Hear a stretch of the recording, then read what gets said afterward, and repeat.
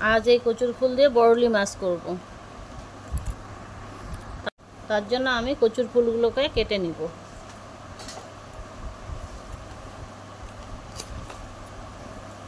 তোমরা কে কে পারো এই চাকু দিয়ে কাটতে সবজি?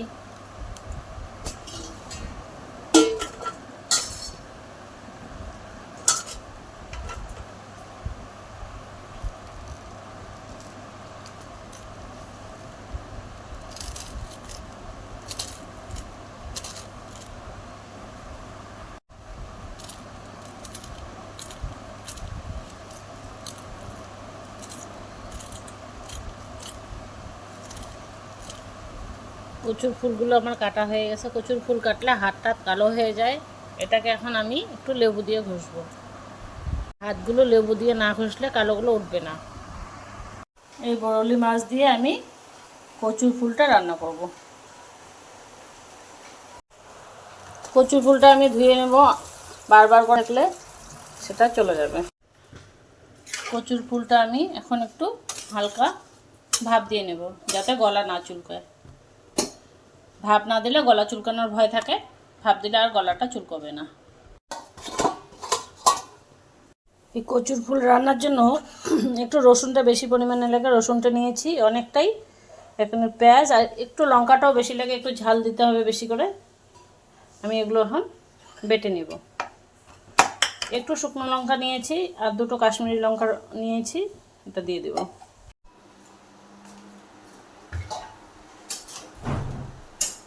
কচুর ফুলটা আমার ভাপানো হয়ে গেছে, নামিয়ে নেব।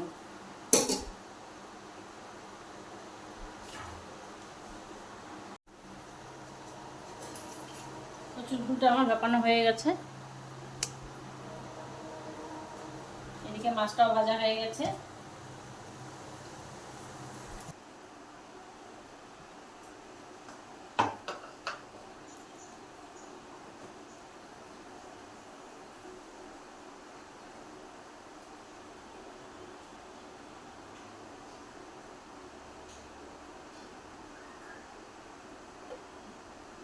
একটু বেশি পরিমাণে তেলটা লাগবে এখানে।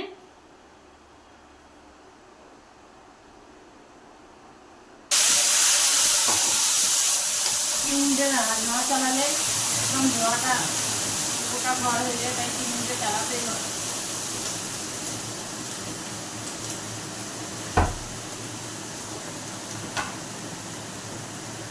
এখানে আমি ধনে গুঁড়ো দিলাম, জিরে গুঁড়ো দিলাম, একটুখানি শুকনো লঙ্কা গুঁড়ো।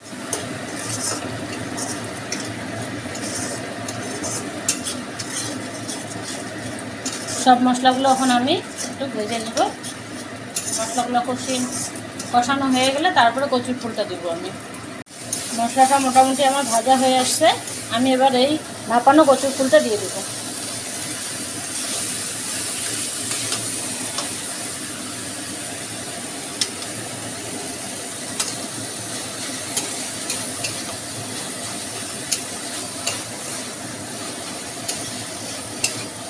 মশলাটা আর একটু ভাজবো, এখানে কচুর ফুলটা দিয়ে ভাজা হয়ে যাবে, তার জন্য আমি আগেই কচুর ফুলটা দিয়ে দিলাম।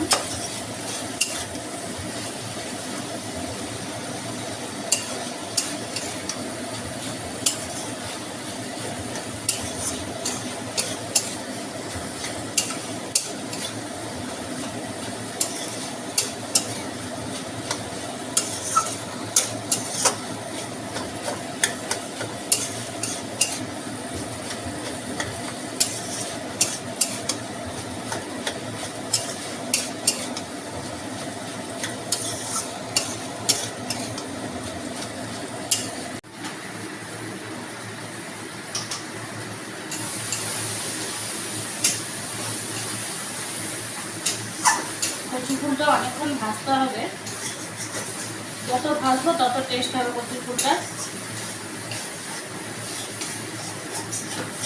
গলা চুলকানোর আর কোনো ভয়ই থাকবে না, না হলে একটু ভয় থাকে। হাজারে কচু বলে কথা, যত ভাজবো তত টেস্ট। এমনিতেও যে কোনো সবজি যত ভাজবো তত টেস্ট, তবে কচুর ফুলটা যত ভাজবেন আপনি তত টেস্ট হবে।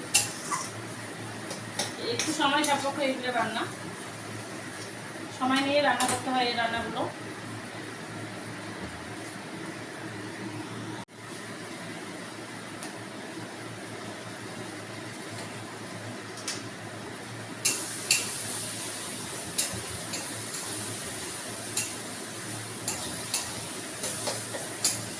কচুর ফুলটা হয়ে এসছে, অনেকটা ভাজা হয়ে গেছে।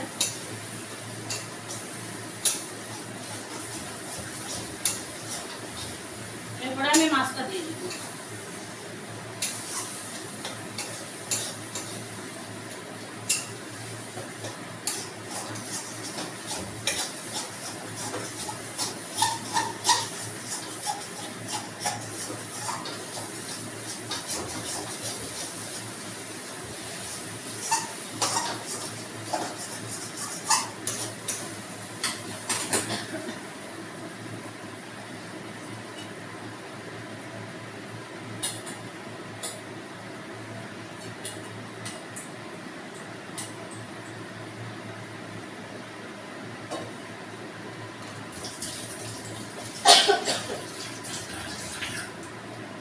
আমি মাছটা দিয়ে দিলাম।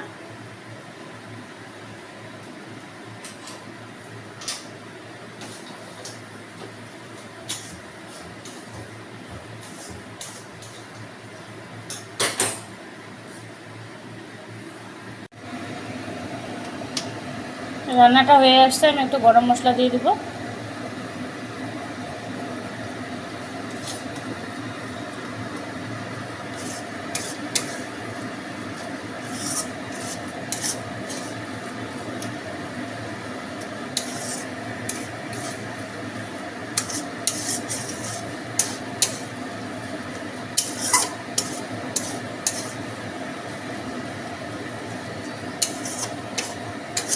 আমি নামিয়ে নিব এটা। কচুর ফুলটা আমার রান্না হয়ে গেছে, একদম কমপ্লিট। এটা দারুণ লাগে খেতে, আপনারা একবার ট্রাই করে দেখবেন বাড়িতে।